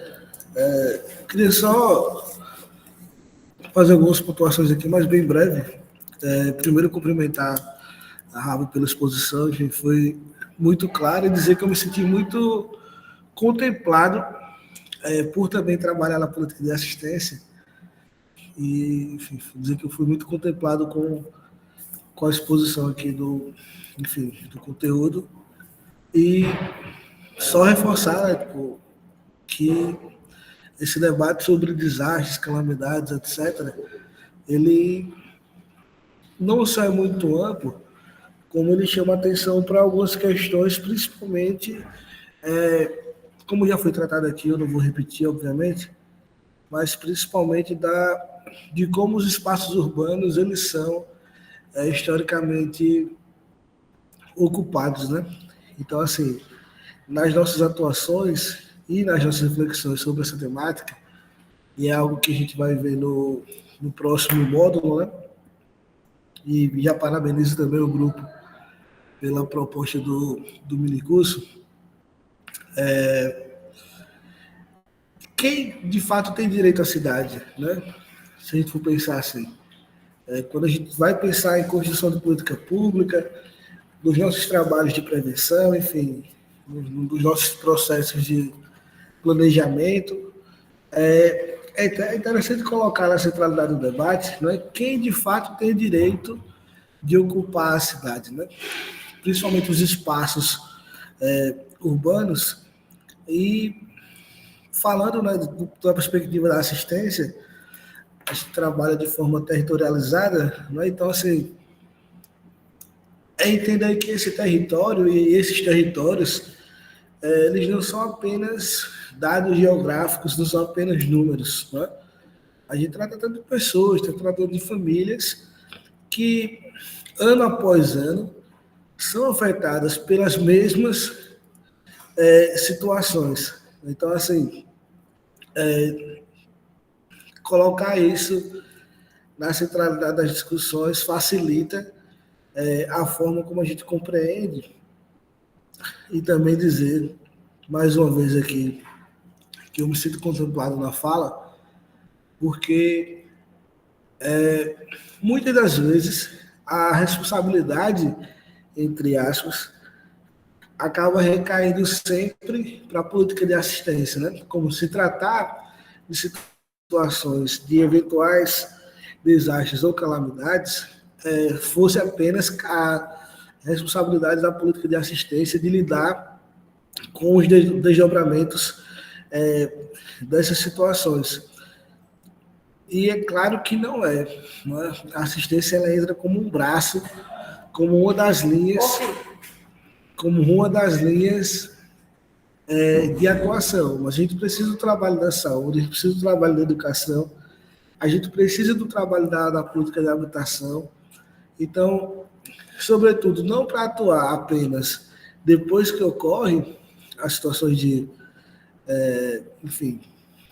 desastre e calamidade, mas principalmente na prevenção, né, de como essas políticas integradas ou não, e a gente vai considerar aqui as realidades locais, elas atuam nesses territórios. Né? De que forma o poder público, o serviço público tem chegado nesses territórios? Né? Porque a gente fala desastre, a gente fala calamidade, mas muitas das vezes são situações que são anunciadas, que a gente sabe que vai acontecer, que a gente sabe que quando acontecer vai atingir aquele território específico, mas o que é que tem sido feito, né, e aí, enquanto articulação mesmo entre as políticas, naquele território, naqueles territórios. Né? Então, assim, parabenizar mais uma vez pela discussão e dizer que é importante que a gente faça essa discussão sempre alinhando a nossa intervenção profissional, alinhando ao espaço onde a gente está atuando, e a gente precisa colocar essas reflexões como pauta do dia mesmo, ordem do dia. Então, mais uma vez, parabéns à ABE, parabéns ao grupo por propor essas reflexões. Obrigada, viu, Vitor, pela fala, né? Muito interessante. A gente vinha conversando, inclusive, sobre isso no momento que a gente estava retratando ali com os profissionais do CRES, né, sobre as intervenções do serviço social nas ações de reintegração de posse e de remoção, né, como a minha expertise é calamidades públicas aqui em Maceió, situações de emergência, de desastres, né, a gente pontuou algumas situações em que a assistência social precisava estar fazendo as intervenções e é muito real, né, essa sua fala, que as pessoas entendem que a assistência social vai atuar só, né? Inclusive, a gente se sente muito sozinho, sobretudo nas situações de abrigamento, né? Porque aí abrigamento, pronto, é assistência, acabou, morreu, né? E abrigamento não é só assistência, gente. Né? E nenhum processo, né, nas situações de calamidade pública e de emergência, de desastre de uma forma geral, a assistência social, ela consegue atuar sozinha, e como eu falei, não se faz proteção social só, né, sobre maneira, né, e assim, a gente já teve situações, por exemplo, de a gente chegar, teve na inundação de, acho que 2022, aqui em Maceió, na Lagoa, foi um final de semana, quando a lagoa subiu, mas a gente já sabia que tinha possibilidade da iminência de chuva, né, do quantitativo de água que estava caindo lá em Recife, de chegar aqui e inundar a lagoa, porque ela já estava enchendo, né, então a gente já sabia. Mas aí, num domingo, né, a gente foi acionado para estar atuando com as famílias ali na lagoa. E a gente, quando chegou lá, era uma situação de guerra, né? Seria a situação de guerra, porque a lagoa subiu de repente e tomou conta de tudo, das casas, então a gente fica até sem saber a quem dar assistência primeiro. Mas o mais interessante é que as pessoas, elas apesar do desespero, as pessoas, elas vão se mobilizando, né? Uma ajudando a outra, por si só interessante, como a comunidade, os territórios, eles vão se organizando, eles estão muito mais organizados que a gente, né? E aí, quando eu falo a gente, não estou me referindo pessoalmente, estou falando a gente política pública, né? A gente instituição, estou me referindo à instituição, à assistência, no meu caso, né? A defesa civil, enfim. E eu lembro que, como eu sou assessora da diretoria, na básica, as pessoas, e já trabalhei muito tempo com situações de chuva, né, no caso, as pessoas já me conheciam, então, a Defesa Civil, à época, as meninas da Defesa Civil ficaram olhando para mim, esperando que eu fizesse alguma coisa, tomasse alguma providência, olhando para mim. Aí, logicamente, a gente, quando está numa situação dessa, vendo as famílias no sofrimento, a gente termina tendo que, a gente atua, né, vai atuar, né, não termina não, mas interessante, né? Olhando assim, esperando. Cadê a assistência? Cadê a assistência? Né? É a assistência que vai atuar, né? E aí a gente chamou a Defesa Civil no canto, fez uma reunião, enfim. A gente aprendeu muito a partir daí, né? De sentar antes com a Defesa Civil, né? Articular as intervenções e a gente tem avançado nesse sentido, mas é assim mesmo, né? E aí eu falo da defesa civil, mas, por exemplo, nos abrigos a gente tem muita situação, gente, que envolve a saúde, por exemplo, muita situação, né? A gente teve aqui uma situação da enchente, que acho que todo mundo tomou ciência, que foi a infestação do bicho de pé, na Lagoa Mundaú, né? As pessoas ficaram com infecção, né? Tinha gente que estava com iminência de perder os dedos dos pés por conta da infecção, né? E aí é decorrente das situações de vulnerabilidade vivenciada naquele território. Nós estamos falando, como o Vitor falou, de territórios concretos, de pessoas, de famílias, né? Nós estamos falando. Então, a gente tem a experiência. Então, assim, a saúde precisou atuar com iminência, mas nos abrigos a saúde precisou atuar diversas vezes, né, em intervenções da família passaram mal, porque você sai da sua localidade, né, a família sai do seu território, né, perde privacidade, perde moradia, quer dizer, a gente tem aqui em Maceió ainda situações de facções, a gente tem que colocar todo mundo num abrigo só, e a gente tem que gerenciar isso, você imagina, né, os técnicos têm que gerenciar né? Situações de facção, porque o fulano não pode estar no grupo X, o fulano não pode estar no grupo Y. Aí nós estamos falando de territórios, de vivências, onde as pessoas elas desenvolvem as suas atividades de vida diária, né? Então, tudo isso está envolvido no território, né? A gente não está falando somente da alimentação, como o Vitor falou, no espaço geográfico, né? Então, tem todas. E tem a senhorinha que faz o uso dos medicamentos, tem os transtornos mentais, gente, as pessoas que já têm seus problemas mentais, de transtorno, que vai para uma situação de abrigamento, ou que vai ser deslocado daquela condição, né? Então, a gente tem tudo isso envolvido, né? E aí, então, como é que a gente vai atuar? E a gente precisa pensar antes do desastre, que já é uma iminência, como a gente falou, ele é uma das expressões da questão social hoje, né? Já está posto, né? É preciso pensar tudo isso, as intervenções que nós vamos precisar fazer, né? E não é só tirar a família de lá, colocar numa briga e depois botar de volta. Simples assim. Não é, né? A gente sabe que não é. Então, é complexo, é bastante complexo, é difícil. E, assim, o assistente social, sobretudo, é chamado a atuar, né? E a gente precisa saber, está muito claro o que é nosso, o que é que não é, né? Eu penso, a gente vem discutindo em cima disso, e eu já participei de algumas discussões em alguns cursos e com o próprio MDS, que a gente não sabe, às vezes não sabe dizer o que não é nosso, porque tudo é da assistência, até a roupa que se entrega lá, faz uma doação de roupa, a assistência tem que ir lá separar as roupas, né? Assim, porque o povo vai precisar de roupa. É real, as pessoas vão precisar de roupa, é real. Mas quem é que vai cuidar disso? Né? Quem é? Não tem, é assistência, né? E aí, o que a gente tem discutido muito é a gente delimitar o que é nosso, o que é da assistência, né? Porque quando você sabe o que é seu, fica mais fácil da gente discutir, né? Ó, não é meu, então é de quem? Bom, não é meu, o meu é esse. Então, se não é meu, vamos pensar. Agora, isso tem que ser pensado antes, tem que ser discutido antes, porque na hora do desastre, a família que está ali não vai esperar você dizer o que é seu, né? Cada um dizer o que é seu. Ele vai precisar de assistência, de cuidado, né? De atenção. Então, a gente precisa, como o Vitor falou, a gente precisa trazer essa discussão para o nosso dia a dia, né? Está chegando a guarda-chuva, passou, está no finalzinho, né?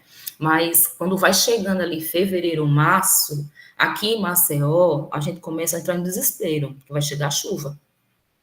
E aí começa a chegar o desespero. Vai chover e agora? Qualquer chuvinha que dá, a gente já fica todo mundo em alerta, já naquele desespero, né? Pensando como é que a gente vai atuar. E hoje, comparado a tempos atrás, a gente já monta um plano de contingência junto com a Defesa Civil, né? A gente já diz as nossas atribuições, a gente já pensa nas possibilidades de abrigo, né? Mas, assim, são intervenções que a gente está fazendo pensando no desastre, né? Sabendo que a possibilidade dele acontecer. Né? Mas, para além disso, a gente precisa atuar com políticas públicas. Gente, quando eu falo a gente, eu estou falando instituição, né? A gente precisa atuar com políticas públicas concretas, né? Mais concretas nesses territórios, né? E aí a gente é preciso ter muito cuidado. Acho que o Vitor trouxe um pouco disso também, porque às vezes a gente fica com a responsabilidade tão grande, os técnicos, né? De trazer resposta, de dar resposta. Eu penso que a resposta ela tem que ser conjunta, articulada, né? É na discussão que a gente vai trazer as alternativas, né? E na discussão com a população. Essa população precisa ser ouvida, né? Essa população são pessoas que estão ali, né? Não adianta eu pensar alternativas para elas sem ouvi-las, né? Quando a gente fala aí também, Vitor trouxe a questão dessa cidade, né? Que cidade quem é que tem direito à cidade de fato, né? Isso é uma reflexão muito interessante, né? A gente tem a cidade que queremos, mas quem é que tem direito à cidade de fato? Se a gente tem um percentual de pessoas que estão nas grotas, enfurnados, né? Escondidos, sem acesso à assistência, sem acesso à saúde, sem acesso às políticas de uma forma geral, né? Então, que cidade é essa? Uma cidade excludente, né? Uma cidade que você vê, a cidade de Brasília, que ela foi pensada para a exclusão socioespacial, né? Então, foi planejada para isso. Aqui em Maceió, a gente tem um diferencial, porque a gente tem as vias principais, né? E a gente tem as grotas. Então, assim, tá tudo muito aproximado, mas em cima estão digamos, as casas né, com mais qualidade e tal, e as grotas estão embaixo, então estão muito próximos, tudo muito próximo. A gente tem cidades que são de fato, essa segregação espacial é muito visível, né? A riqueza, a concentração de renda, e você vê, assim, muito aproximada a favela, a comunidade, né? Então, hoje, a forma como a sociedade, como que essa ocupação espacial aconteceu, né, desordenada, não nos dá, e aí eu estou falando gestão, né, as políticas públicas de uma forma geral, não nos dá subsídio para desconsiderar o que está posto, né, e atuar para reverter, para minimizar os riscos, né, das situações que estão postas, porque a gente tem uma política urbana aí, que foi fruto de movimento. Então, nós temos os subsídios para a gente fazer as intervenções concretas, né, para minimizar esses desastres, né. Então, o que a gente precisa, no meu ponto de vista, é se apropriar dessa legislação, e aí a apropriação tem que ser conjunta, não sou eu me apropriar sozinha, minha apropriação, e aí nós estamos de parabéns, o grupo está de parabéns de estudo, né? E aí são as universidades se aproximando da comunidade, né? Trazendo discussão sobre a temática para a gente pensar alternativas conjuntas, né? E aí, como o Vitor falou, ter esse entendimento, refletir diariamente e achar alternativas, né? A gente tem discutido alternativas e eu acho que a gente tem várias instituições que podem nos ajudar nesse processo. A gente tem tido um suporte muito bom da Defensoria Pública, do Ministério Público, né? Todas as vezes que a gente percebe violações de direito muito claros nas nossas atuações, né? Então, a gente tem os grupos de estudo, de discussões, as universidades, nós temos os técnicos dos serviços, que são os intelectuais, que nos dão suporte, né? Então, eu penso que o caminho é esse, o caminho de articulação, né? A gente achar quem é o parceiro nosso nesse processo, quem é que é o parceiro que vai nos dar o suporte. E a gente tem muitos líderes envolvidos, né, de fato, com a comunidade, né, que representa bem a comunidade. Então, eu acho que esse é o caminho, né, para a gente pensar, né, na gestão de risco, né, que a gente atua muito mais, eu não participo diretamente da construção do plano diretor, é vinculado ao plano, mas a assistência foi convidada a participar, a saúde foi convidada a participar, mas tudo muito ainda em cima da hora, na lata. Eu, por exemplo, não conseguia palestrar, mas não teve ponto na agenda, que foi muito em cima. A gente tem um líder nosso que eu falo, né, que é muito atuante na assistência, por exemplo, no Conselho de Assistência, e ele estava no Capacita SUAS, e ao mesmo tempo estava lá, porque foi bem o período do Capacita SUAS, então boa parte não conseguiu participar, mas assim, para o plano diretor, ele pede a participação popular, né? Então, nem que seja na marra, a gestão vai precisar convidar a população para participar, mas isso é muito tímido, a gente precisa ganhar muito mais força na política urbana ainda, né?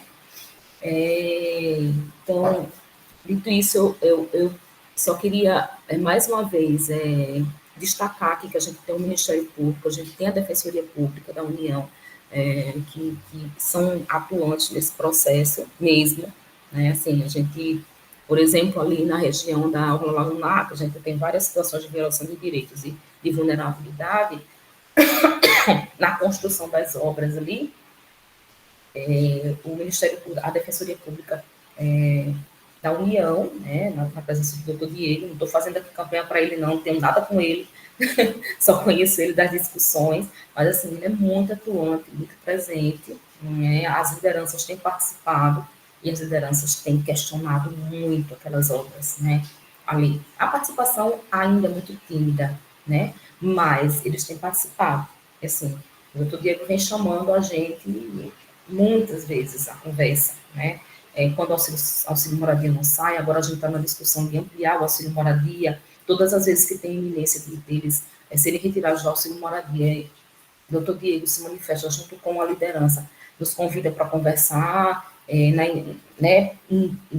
sempre naquela perspectiva de não retirar auxílio moradia de usuários, porque eles foram retirados por conta de uma obra, né, e eles têm o direito à moradia, né, da inclusão deles nos programas habitacionais, por exemplo, né. Então, a população pode e deve fazer ações públicas, né, com o Ministério Público, todas as vezes que entender que o direito deles está sendo violado, na política urbana também, né, e aí é preciso que seja mais de um, né, porque é mais interessante, o impacto é maior. Eu sozinha vou lá, faço uma queixa, sozinha o Ministério Público não consegue atuar, a Defensoria Pública até consegue, mas é individualmente.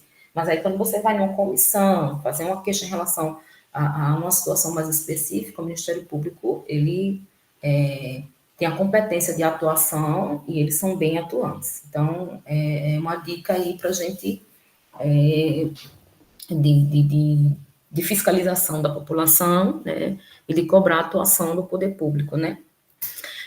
Dito isso, eu quero muito agradecer, mais uma vez, as meninas aí do grupo, né, do grupo de estudo, e dizer, assim, da minha satisfação de estar aqui hoje com vocês, dialogando um pouco sobre a política urbana, sobre as situações de calamidade pública, dizer que eu estou à disposição para o diálogo, né, para a troca, tá, sempre que for possível, né, agradecer por vocês me aturarem aí, apesar de toda a dificuldade da internet, mas no fim deu certo, né, então, um abraço a todas, bom almoço, boa tarde, e vamos seguindo na luta, né?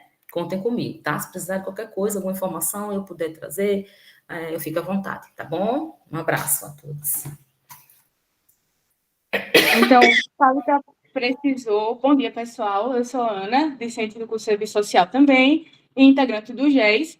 Thalita precisou dar uma saída e me pediu para finalizar esse momento. Então, nós agradecemos mais uma vez a presença da Raab e agradecemos também a presença de todos que estão aqui participando desse momento.